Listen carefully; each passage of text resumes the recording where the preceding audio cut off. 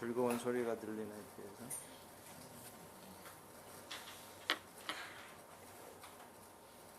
지난주서부터인가요? 우리가 그 계획된 건 아닌데 고난에 대해서 연속 설교를 하게 되네요. 저는 그 설교 제목도 사실 미리 계획하는 것이 없어요. 그런데 하다가 보니까 이렇게 시리즈 설교가 몇 번 이렇게 되고 있는데, 이 고난에 대해서 특별히 요즘 세월호 사건 이후 전 그 국민이, 대한민국 사람들이 고난을 겪는 그 모습과 또 한국 축구 대표팀이 월드컵에서 성적이 부진하다고 해서 또 그 거의 우울 증상들을 보이는 이런 것들을 제가 보면서 참 이 고난이라는 것은 우리가 항상 풀어야 할 문제구나. 그래서 그 기대에 못 미치는 성적을 가지고 귀국했다고 해서 공항에서 막 그 엿사탕을 던지는 그 격렬한 비난을 쏟아내는 걸 보고 나는 어떻게 생각해야 되는 건가? 우리 크리스찬은 어떤 그 태도를 가져야 되는 건가? 물론 이제 그 부족한 면을 보완해서 회복하는 시간을 빨리 가질수록 좋겠죠. 그래서 그 회복하는 능력이 우리 축구뿐만이 아니라 우리 정치에서도 그렇고 경제에서도 그렇고 사실 이 회복을 빨리 하기만 하면 사실은 그 고난이 부진했던 것이 오히려 이익이 될 수 있는 그 지혜를 하나님으로부터 받기를 원하는데, 오늘 그 욥의 이야기가 정말 회복을 하는 이야기입니다. 정말 처절하게 망가진 상태에서 어떻게 회복을 하는지 거기서 우리가 하나님의 그 지혜를 우리가 깨닫기를 원합니다. 그래서 그 지난주에는 요셉은 고난을 어떻게 이해를 했고 어떠한 답을 제시했는가 했더니 그 사실은 뭐 어려운 게 아니더라고요. 요셉의 그 하나님의 섭리를 깨달으면 되는 거더라고요. 하나님의 섭리 속에서 고난의 의미를 해석했습니다. 근데 그거 그렇게 말하면 그 뭐 아리송해요. 하나님의 섭리, 하나님의 그 계획, 히스 스토리에서 고난이 어떻게 처리되는가. 근데 이거를 한마디로 말하면 not 뭐가 되겠어요? 당신들이에요.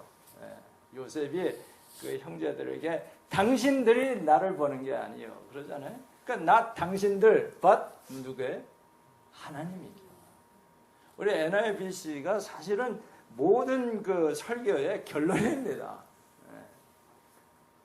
Not I but Christ Church라는 이 이름을 제가 황송하게 받았는데, 저희 Alliance Theological Seminary 창시자인 A.B. 심슨 목사님이 평생 부르짖던 Not I but Christ, 내가 아니요 내 안에 계신 그리스도께서 사신 것이라. 그러면서 이걸 더 줄이면 뭐가 돼요? Jesus only입니다. 오직 예수예요. 평생 그 A.B. 심슨 목사의 설교는 오직 예수였어요. 김봉건 목사님이 아닙니다. 뭐 100년 전에, 130년 전에 우리 A.B. 심슨 목사님이 부르짖었던 게 오직 예수고, 사실은 모든 영적 지도자들의 그 설교는 오직 예수였습니다. A.B. 심슨 목사뿐만이 아니라 그 이전의 선배들도 결국은 해답은 오직 하나, 예수님.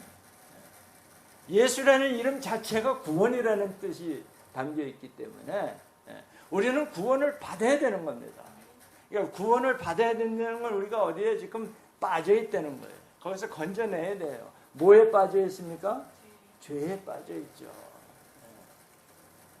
그런데 오늘 이 욥의 경우를 보면요, 이 사람은 죄에 안 빠져 있는 것 같은 그런 착각을 갖게 하는데, 보세요. 욥의 그 1장을 한번 펴보세요.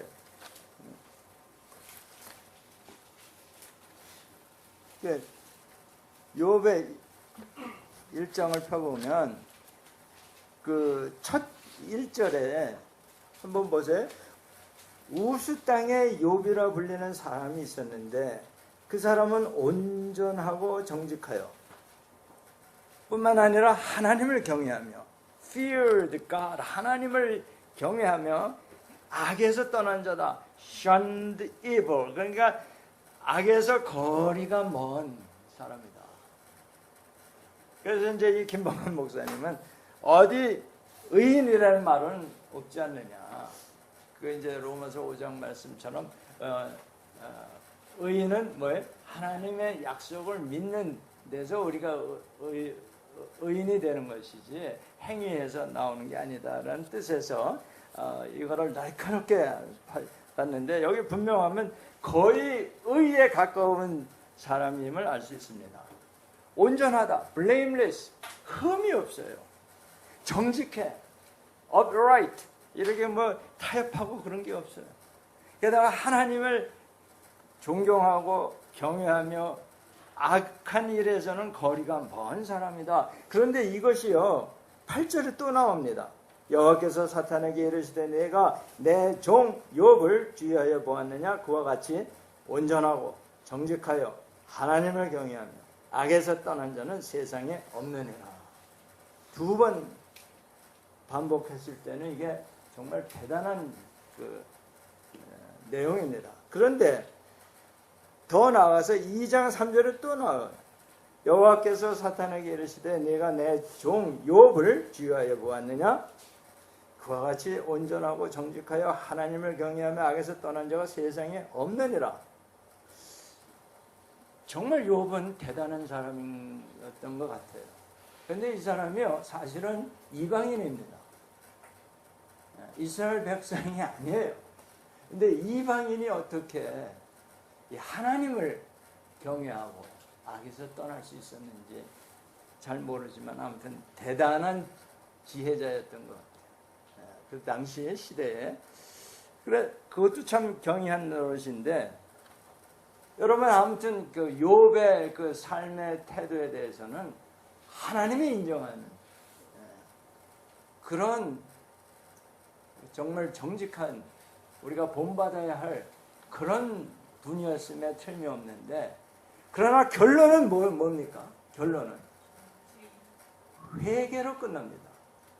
42장 오늘 말씀인 게 뭐냐면요,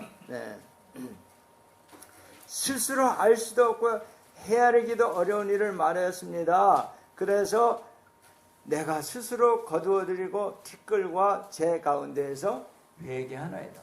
자, 그러면 저와 여러분은 어떻게 해야 되겠어요? 여러분 욥보다 더 정직하게 사십니까? 그럼 결론은 뭐예요? 그냥 회개가 아니죠. 욥보다 수백 배 더 회개를 해야 되는 거 아닙니까? 근데 이게 말로는 그렇게 수긍이 가는데 내가 뭘 그렇게 잘못했어? 라는 생각이 여러분, 왜냐하면 자기 전에 회개하고 주무시냐라는 질문에 여러분 정직하게 대답해 보세요. 오늘 하루를 살았을 때, 피곤해, 빨리 자야 돼, 쉬어야 돼, 또는 너무 피곤하니까 잠이 안 와, 그러니까 TV 틀어놓고 보게 돼. 누구 얘기예요 지금? 제 얘기입니다. 저는 여러분은 어떻게 사는지 모르니까 제 얘기하는 거예요. 실망하셨을 거예요. 우리 담임 목사님 그래도 괜찮은 줄 알았더니 별 수 없구나. 별 수 없어요. 그 고난에 대한 욥의 그 깨달음이 바로 이 회개가 답이라는 건데, 여러분 여기 이제 욥의 그 시작에 질문이 두 가지가 있습니다. 사탄이 이제 그 검사처럼, 법정에 서 있는 검사처럼 들이대는 거예요. 세상의 대가를 바라지 않고 경건한 사람이 있느냐라고 하나님께 질문을 합니다. 그게 가능하긴 한 말이냐? 1장 9절에 그렇게 나오죠. 또 한 가지는, 그렇다면 고통 속에 있는 사람이 하나님 앞에서 어떤 태도를 취하는 것이 바람직한가라는 이 주제입니다. 지금 고난을 당하고 있는데 나는 과연 어떤 태도를 취해야 되느냐?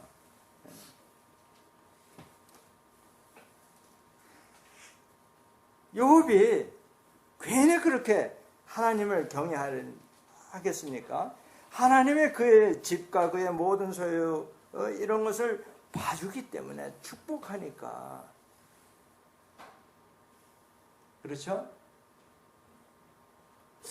근데 사실은요, 이렇게 봐주는데도 하나님을 이렇게 경외하는 사람이 많지 않아요, 사실은. 잘 나가는 사람들 하나님을 경외하는 건 나는 거의 못 봤습니다. 근데 아무튼 이제 사탄의 이의를 제기하는 거예요. 대가 없는 경건이 가능하냐? 거기에 대해서 이 욥이 사실 대답을 잘 했습니다. 주신 이도 여호와시요 거두신 이도 여호와시다. 모든 게 다 하나님께 달렸다. 뿐만 아니라 우리가 하나님께 복을 받았은즉 화도 받지 아니하겠느냐. 멋진 그런 답을 합니다. 근데 여러분, 이게 주신 이도 여호와시요 거두신 이도 여호와시요 하니까 생각나는 게 있는데, 얼마 전에 그 총리 후보자였던 문 장로님, 그분이 그 기자회견할 때 끝부분에 이 말씀을 인용했더라고요. 부르신 이도 그분, 거두신 이도 그분. 아마 이걸 읽으신 모양이에요. 마음이 얼마나 아팠으면 욥기를 읽었을까 싶기도 하더라고요. 여러분 정말 그렇게 생각하십니까? 내가 지금 잘 되는 것도 하나님 때문이고, 내가 지금 어려움을 겪는 것도 하나님 때문입니다 라고 고백하십니까? 그렇다면 여러분의 신앙은요, 정말 전천후 신앙입니다. 전천후 신앙에 변하지 않는. 제가 가끔 비유를 쓰는데, 제가 인천공항에서 비행기를 타고 멀리 갈 때 비행기가 굉장히 높이 뜨잖아요. 구름 위로 날아갑니다. 그래서 낮에 비행기를 타면 항상 낮으로 가요. 미국 도착할 때까지. 전천후입니다, 정말. 밑에서는 비가 오든지 천둥 번개를 치더라도 그 위에는 아주 화창합니다. 이와 같이 항상 화창한 믿음을 가진 욥이었던 거예요. 그렇죠? 그런데 이런 욥도 회개로 끝납니다.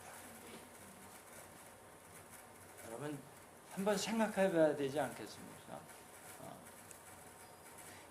하나님이 인정하는 정직하고 하나님을 경외하고 또 악에서 떠난 이런 분도 회개하지 않고는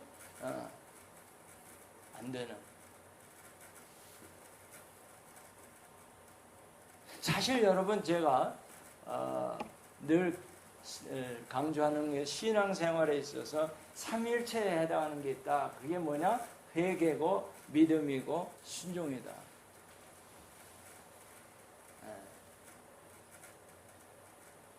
여러분, 나는 순종하는데 믿음이 없다. 말이 안 돼요. 믿음은 있는데 내가 순종이 안 된다. 이것도 말이 안 돼요. 내가 회개를 했는데도 믿음이 안 생긴다. 그러면 그거 잘못된 회개예요. 회개를 하면 하나님의 회개라는 게 내 마음에 악한 생각 끄집어내는 겁니다. 죄를 고백하는 거예요.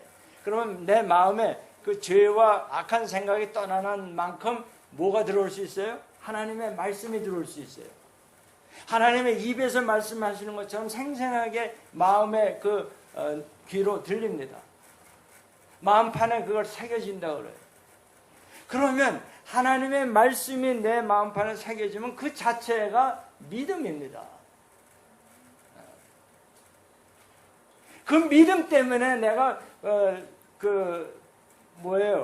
손해보는 일이 있다 하더라도 순종하게 되는 겁니다. 그 믿음 때문에, 그 말씀의 약속을 믿기 때문에. 그래서 회개를 사실은 어떻게 해야 돼요? 늘 해야 되는 겁니다. 그러니까 구원파에서 잘못 가르치는 게 그거예요. 한번 구원받으면 뭐 회개할 필요 없다. 대단히 잘못된 신앙이에요. 우리는 항상 죄질 생각을 하기 때문에 원죄에 대한 얘기는 끝났지만 고범죄, 자범죄, 스스로 자꾸 고의적으로 짓는 이런 죄들. 왜? 내 이 육신에 아직도 이생의 자랑과 육신의 정욕과 안목의 정욕이 자꾸 나를 이렇게 끌어당기기 때문에 그걸 계속 어떻게 해야 돼? 여기 말대로 션해야 돼. 끊어버려야 되는 거예요. 밀어내야 되는데 그거를 가르치고 있는 겁니다. 욥을 통해서. 여러분 출발은 굉장하게 출발을 했습니다. 그러나 그 경건한 출발이 계속 고통을 당하는 게 지금 40장 가까이 계속되는 거 아닙니까? 결론은 어떻게 돼? 욥의 회개로 끝났고, 근데 욥만 회개하는 게 아니라 그 욥을 괴롭혔던, 정죄했던 그 인과응보의 법칙에 따라서 네가 잘못이다, 네가 잘못했으니 죄를 졌으니까 이런 화를 당하는 게 아니냐라고 이분법적 그 사고방식으로 정죄했던 이 세 친구들 회개시키십니다. 하나님. 네. 그게 어디 있어요? 그게 42장 7절에 여호와께서 욥에게 이 말씀을 하신 후에 여호와께서 대만 사람 엘리바스에게 이르시되 내가 너와 내 두 친구에게 노하나니 이는 너희가 나를 가리켜 말한 것이 내 종 욥의 말과 같이 옳지 못함이니라. 그런즉 너희는 수소 7과 양 7을 가지고 내 종 욥에게 가서 너희를 위하여 번제를 드리라. 이 구약 시대에는 그런 그 죄를 사하는 방법이 번제입니다. 여러분 이 소 7마리면요 이거 대단히 비싼 겁니다. 오늘날에도. 네. 그것도 흠없는 것들 골라서 하려면 최상품으로.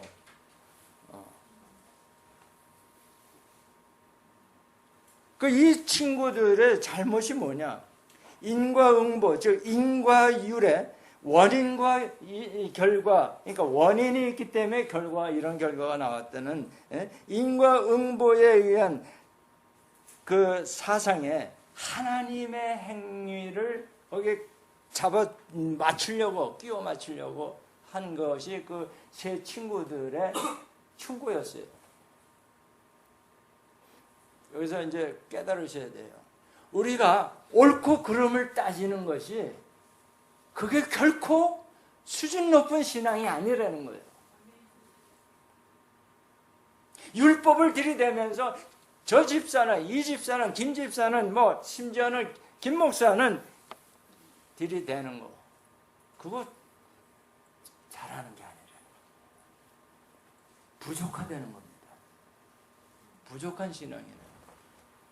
그게 워치만 리가 한 얘기예요. 옳고 그름을 따지는 크리스찬은 부족한 크리스찬이다.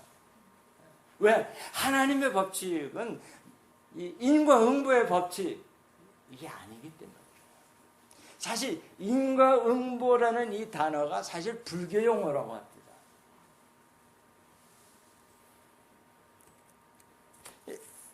그러니까 그거에 대해서 회개, 하나님이 지시를 합니다.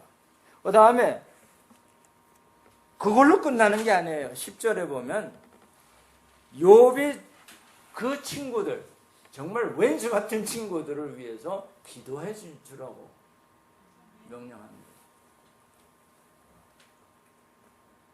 욥이 그의 친구들을 위해서 기도합니다. 그래서 내 종 욥이 너희를 위하여 기도할 것인즉 내가 그를 기쁘게 받으리니 너희가 우매한 만큼 너희에게 갚지 아니하리라. 이게 뭐냐면요, 이 세 친구들이 지혜자입니다.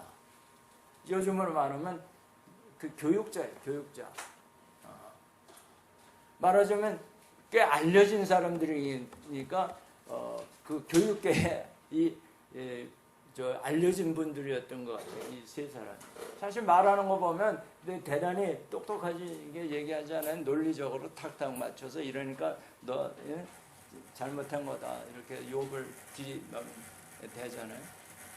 근데 이 사람네들을 망신 주지 않겠다는 겁니다. 하나님이. 넘어가는데 그 번제는 드려라. 너희가 우매한 만큼 너희에게 갚지 아니하리라. 이는 너희가 나를 가리켜 말한 것이 내 종 욥의 말 같이 옳지 못함이니라. 그러면서 10절 함께 읽습니다. 시작. 욥이 그의 친구들을 위하여 기도할 때 여호와께서 욥의 공경을 돌이키시고 여호와께서 욥에게 이전 모든 소년보다 갑절이나 주신지라. 여기 욥의 중보기도 무슨 내용을 했을까요? 욥이 설마 이것들 다 그냥 확 쓸어버리라는 이런 기도를 하지 않았겠죠. 축복하는 기도를 했을 거 아닙니까? 용서하는 기도를 하지 않았겠습니까? 그죠? 그랬을 때에 회복이 되는 겁니다. 여러분 개인의 인생이나 가정이나 또는 우리 교회나 우리 한국 사회가 회복되려면 어떻게 돼야 돼요? 회개를 하고 서로 용서하고 축복 기도까지 해주면 회복이 되는 겁니다. 그러니까 그 열심히 뛰고 온 비록 기대에 못 미치는 성적을 안고 왔지만 그 사람들을 용서하고 위로하고 축복해줘야 되는 건데 뭐 다 잘라버린.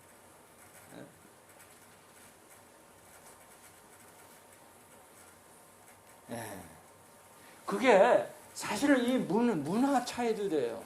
내가 읽어보니까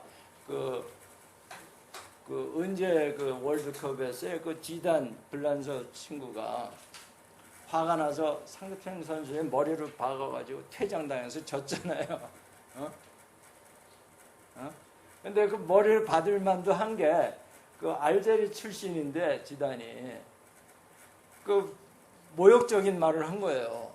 그러니까 화가 나서 머리를 가서 가슴을 턱 했더니 그 자리에서 퇴장. 그리고 블란서 팀이 졌어요. 그런데 블란서 사람들은 그 지단을 더 높여줬다는 거 아닙니까?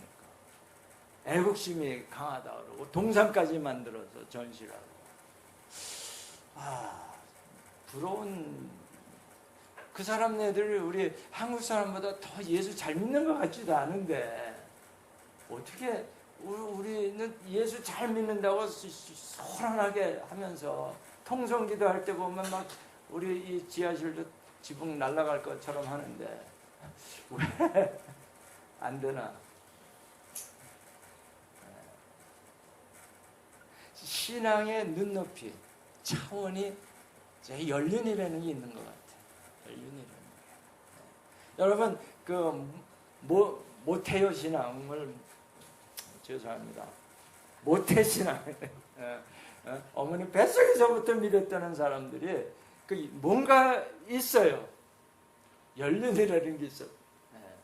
신앙에 대한 뭐 이렇게 깊고 그런 건 아니지만 그런 게 아닌가 싶어요. 불란서가 뭐 기독교로 보면 한때 중심주였잖아요. 거기가. 기독교 역사에서. 자, 그러면 이 욥은 한마디로 뭐냐면 그 생각 차이로 이 고난의 문제를 해결하는 겁니다. 내 생각과 하나님의 생각이 다르다는 걸 깨달음으로써 해결을 하는 겁니다. 여러분, 기도 중에 가장 우리가 많이 기도해야 할 내용은 What shall I do입니다. 내가 무엇을 해야 되겠습니까? 근데 우리는 그거 보면 나는 알아. 이게 하나님 뜻이야. 이게 하나님이 기뻐하시는 일이라고 막 가잖아요. 내 생각에 하나님의 뜻이지. 하나님 생각에 그게 하나님의 뜻이냐. 우리가 실수하는 것 중에 하나가 그거네요. 여러분, 요셉은 not you but God으로 풀었어요. 그렇죠? 당신들이 아니고 하나님 계획에 의해서 하나님이 나를 보내셨다 해서 끝났어요. 그 고난의 문제가. 이사야는 잠깐 한번 지난 금요일 날 제가 말씀을 나눴는데 대속의 영적 원리로 이 고난을 해석했습니다. 그러면 이게 뭐냐면요, 이것도 not I but Christ인데 죄는 내가 범했는데 형벌은 내가 받지 않고 누가 받아요? 그리스도가 받는 거예요. 예수 그리스도가. 여기서도 사실은 not I but Christ인데 욥도 결국은 내 생각이 아니라 하나님의 생각. 그러니까 우리 이 교회 이름이 대단한 이름인 걸 여러분이 깨달으시길 바랍니다. 저는 사실 다른 설교할 필요가 없어요. 내가 쭉 이렇게 설교하다 보니까 결국 모든 문제의 답은 NIBC입니다. 내가 끼어들어서 항상 문제가 되는 거고 내 생각 때문에 하나님의 뜻이 망가지는 거고 그르치는 거고 내 생각 때문에 우리 교회가 힘들어지는 거예요. 내 생각에는 저렇게 하면 안 되는데, 그렇죠? 이 욥이 대단한 그 신앙이었음에도 불구하고 자기의 그 어떤 그 사상 때문에 사상에 묶여서 특히 교육의 그 장원쯤 되는 사람들인 것 같아요. 이 사람들이 기껏 생각한다는 게 인과응보의 법칙 하나 깨달아가지고 모든 걸 다 그걸로 재단하려고 하니까 안 되는 거죠. 여러분, 예수님이 그 요한복음 8장에 보면 가늠하다 잡힌 여인을 처리하는데 어떻게 합니까? 예수님의 그 지혜가 너희 중에 죄 없는 자가 있느냐 질문합니다. 똑같아요, 지금. 여러분 지금 누군가를 지금 그 불만스럽게 생각하고 이렇게 판단하고 이렇게 계시면 당신 죄가 없습니까? 하고 예수님이 물으신다면 뭐라고 답을 할 수 있겠어요? 한마디로 너는 어떠냐? 이런 거예요. 그 경상도에 가면 이런 말을 합니다. 우리 서울에서는 그 똥 묻은 개가 겨 묻은 개를 나무로 한다 그러는데 경상도 같은 세요. 달린 돼지가 누운 돼지를 나무로 한다. 그래서 그게 뭔가 그랬어요. 달린 돼지는 푸주간에 죽어서 달려있는 돼지가 땅에 누워있는 돼지 가지고 뭐라고 한다. 와, 확실히 거기는 예화를 만들어도 아주 빡세게 죽은 놈이 산 놈을 가지고 뭐 이러쿵저러쿵 한다. 우리 정말 살아있습니까? 영적으로? 거듭나지도 않은 사람이 거듭난 사람을 가지고 이러쿵저러쿵 한다는 말 아니겠어요? 지금 이 세 친구들이 소위 말하자면 거듭나지 않은 친구들이에요. 세상 그 윤리와 그런 법칙, 세상 법칙에 의해서 너는 잘못한 게 있을 거다도 아니야. 있다라고 결론 지어버리는 거예요. 우리 생각이요. 정말 이게 원수 같은 게 내 생각이라는 거예요. 오죽하면 이사야 선지자가 뭐라 그랬어요? 하나님 말씀은 그대로 전했는데 내 생각은 너희 생각과 다르다. 내 생각은 너희 생각보다 훨씬 높다. 얼마나 높아요? 하늘이 땅에서 높은 것 같이 높다. 여러분 우리 겸손해야 되지 않겠어요?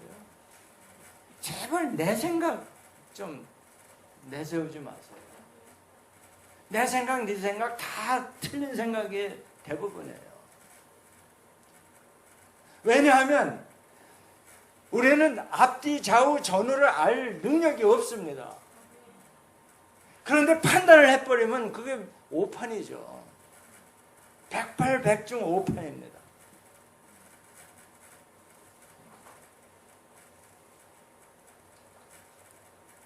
그러니까 머리를 붙들어라 그러잖아요. 머리를.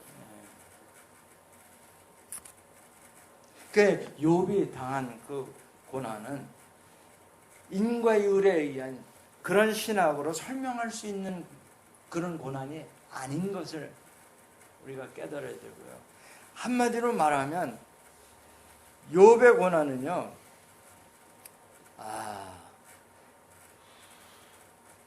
인간의 지혜와 지식에 한계가 있다는 것을 깨닫게 하는 고난입니다.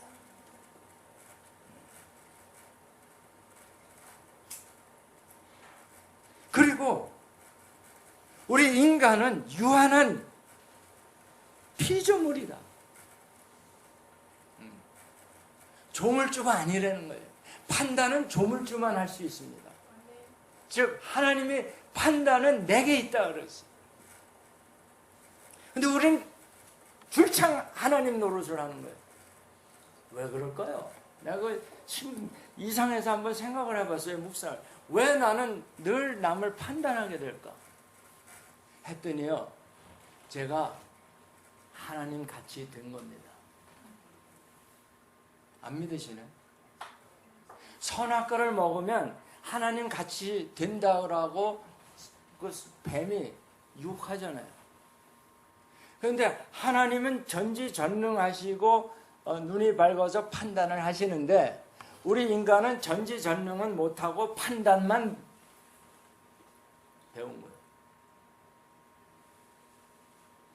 그러니까 반쪽 하나님이 됐다라고 말할 수 있어요. 창세기 3장에서 나오는 겁니다. 이미 판단하는 능력을 선악과 먹는 즉시 받은 거예요.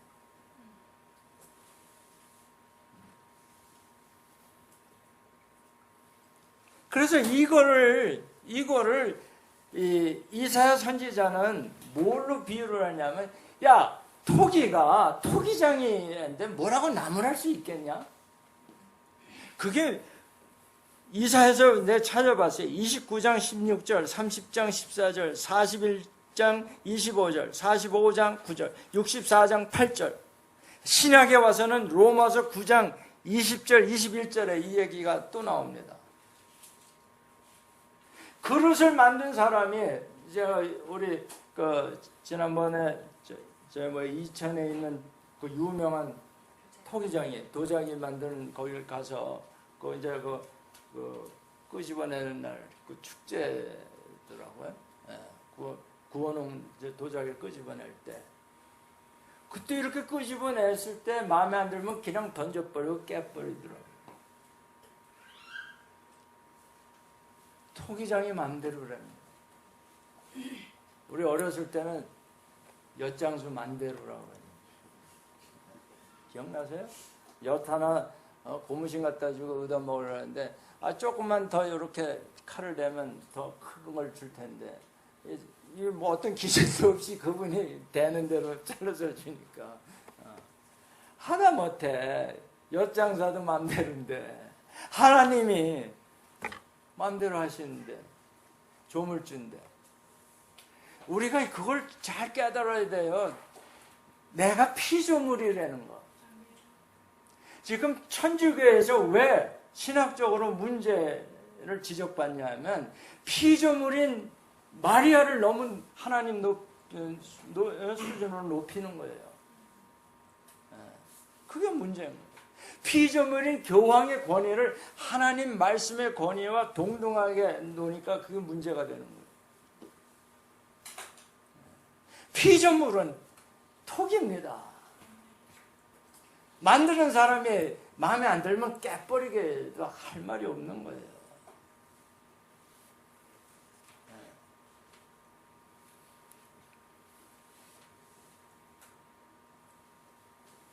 자, 그거 깨달았다고 문제 해결이 다 된 건 아니고요.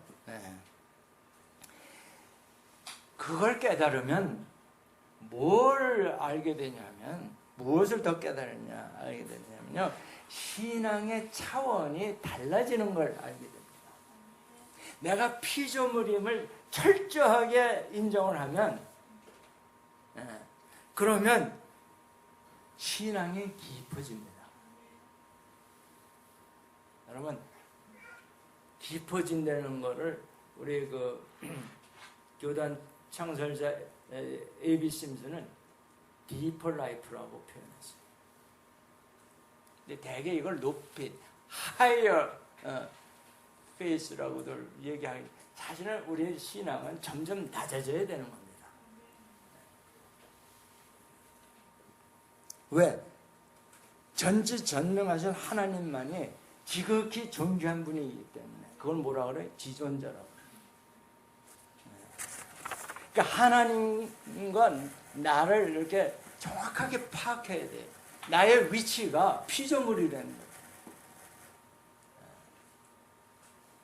그걸 깨달으니까 해결이 되는 거예요. 42장에 하나님이 뭐 천지 창조, 우주 생성 그 원리를 너 아느냐 막 들이대니까 뭐 한마디도 못하죠. 창조 세계의 그 신비한 것을 욥이 알 리가 있어요. 하나님이 창조 주권을 강조하시는 이런 질문과 답을 계속 하시는데, 사실은 욥이 또는 욥의 친구들이 가졌던, 또는 사탄이 질문했던 그 대가를 바라지 않는 참 경건이 가능한가라는 답에 사실은 이게 비논리적인 대답입니다.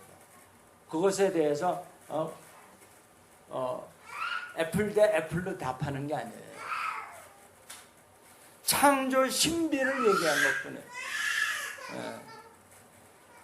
즉 비논리적인 답인데, 그럼에도 불구하고 하나님께 대한 신앙의 차원을 달리함으로 고난의 의미를 새롭게 찾습니다.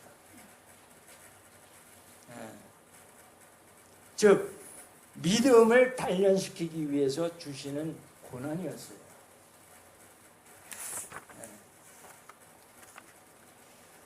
욥은 하나님의 답변을 듣고서 자신의 무지함을 솔직하게 인정합니다.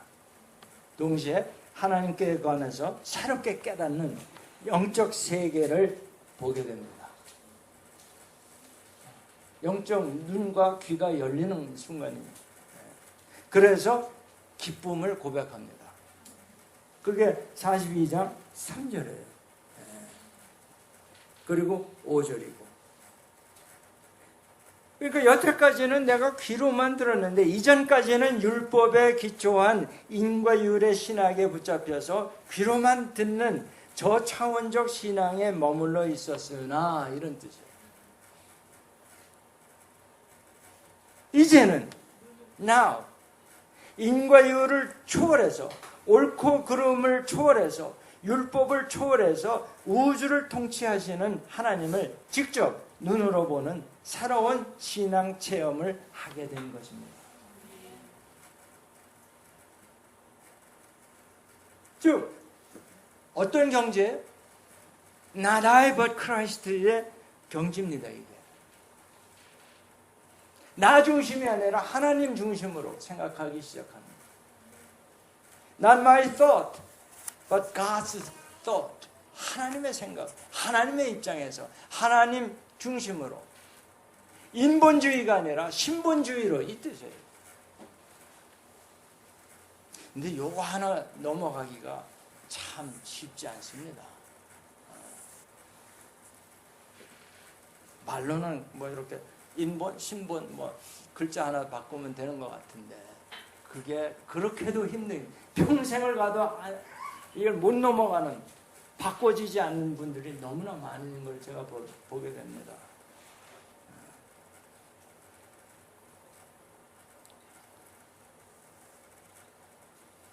그래서 예수님도 그 간음하다 잡힌 여인을 구출하는, 왜 구출하는지 아세요? 사랑에 담긴 법을 가르쳐 주시는 겁니다. 율법은 부족한 법이에요. 율법은. 그 법 가운데서도 율법도 있고 양심의 법도 있고 사랑의 법도 있는데 지금 사랑의 법을 가르쳐 주시는 거예요.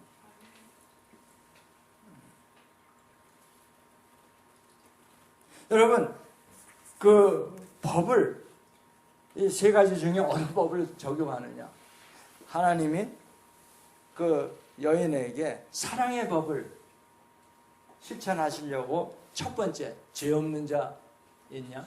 먼저 누가 있겠어요? 죄 없는 자 나와봐. 그런데 아무도 못 나오죠. 에? 의인은 없나니 하나도 없다고. 그렇죠? 그게 정설인데 구약에도 나오는 거예요. 이게 신약의 얘기가 아니라. 물론 신약의 로마서 3장 10절에 있습니다만, 그 다음에 먼저 돌로 칠 수 있는 자가 누구냐? 순서를 정하셨어. 죄 없는 자 나와봐. 그러니까 죄 없는 자가 먼저 돌을 쳐라. 아무도 못 칩니다. 하나님의, 예수님의 그 논법이 대단히 천재적이에요. 이거는 정말. 죄 없는 자 나와봐. 그러면 아무도 못 나와요. 자, 그러면 죄 없는 자가 제일 먼저 쳐라. 아무도 못 치는 거예요. 그래서 처벌을 기다리는 여인이 살아납니다. 지금 뭐에 사랑에 담긴 법, 은혜라는 것을, 멀시죠. 여기서는 멀시. 마땅히 받아야 할 벌을 안 받는 게 멀시입니다. 자비예요. 언젠가 제가 말씀드린 것 같은데, 자비라는 것은 받아야 할 벌을 안 받는 게 자비예요. 벌을 안 주는 게 자비를 베푸는 거예요. 은혜라는 건 뭐냐면 받을 수 없는 특혜를 받는 게 그게 은혜예요. 그러니까 우리가 구원을 받을 수 없는 선물을 받기 때문에 그거를 그레이스라고 하는 거예요. 은혜. 그건 하나님의 은혜로 선물을 공짜로 받는 겁니다. 여기서 멀시를 베푸십니다. 사람을 용서해서 새 사람으로 살아갈 기회를 주는, 이 기회를 줬다는 건 은혜죠. 그래서 용서한다는 건 멀시예요.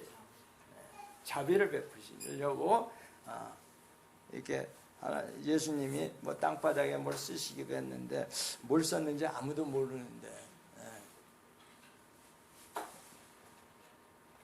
뭐라고 했을까? 땅바닥에 뭐라고 썼을 것 같아요? 숙제 풀어보세요.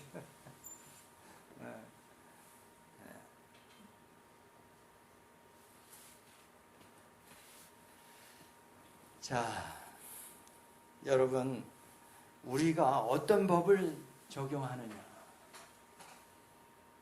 욥기에서도 마찬가지였어요. 그 율법을 들이대고 인간의 양심의 그 인과 율에 대한 법을 자꾸 들이대니까 이게 한없이 논쟁이 길어지는 거예요. 자, 저와 여러분은 어떤 법을 적용하면서 살아야 되겠습니까? 그래서 새 계명이 바로 그거 아니에요. 서로 사랑하라. 사랑의 법을 적용해야 된다는. 그 다음에 그 법을 적용하는데 법대로 또는 대중의 소리대로 어떤 걸 어떻게 해야 되겠어요? 법대로 해요? 고소. 어쩔 수 없이 고소해야 될 경우가 있더라고요, 보니까. 교회에서도. 근데 법대로 하는 거 타협할 수 있으면 그거 훨씬 좋은 거죠. 중재해서. 대중의 소리로 그게 뭐예요? 언론 플레이 하는 거 아니에요? 그래서 생사람 죽일 수도 있어요. 영웅 만들 수도 있고.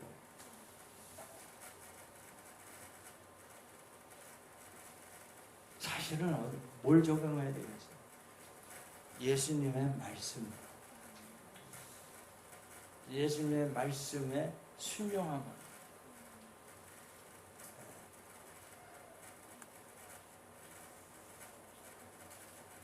그래서 이 여인을 살리고 다시는 죄를 범하지 말라.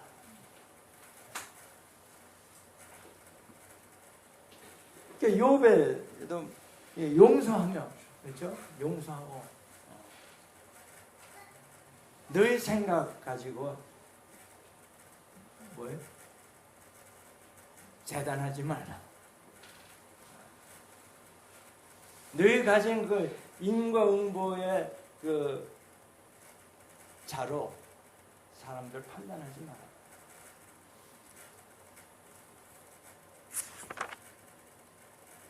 자, 이전까지는 우리가 몰랐으니까 그렇게 살았지만 이제는, 그렇죠? 옳고 그름을 따지지 맙시다. 그렇다고 분별하지 말라는 건 아니에요. 이게 옳고 그름을 따지면 결국은 이 죄를 정하게 돼요. 너는 이래 했으니까 너는 이런 벌을 받아야 된다라고 정죄, 죄 형량을 정하게 돼 있어요. 판단, 괜히 판단하는 게 아니잖아요. 판단은 결론이 나와야 되니까. 그러니까 이 사도 바울은 아예 도대체 판단하지 말라 몇 번 여러 번 말씀하잖아요. 판단하지 않으려면 어떻게 돼야 돼요? 바보가 돼야 돼요. 바보가 돼야 돼요. 고린도전서 3장 18절. 이 사람들 지금 다 바보가 되는 거예요. 욥의 친구들. 한번 이 말씀 읽고 끝냅시다.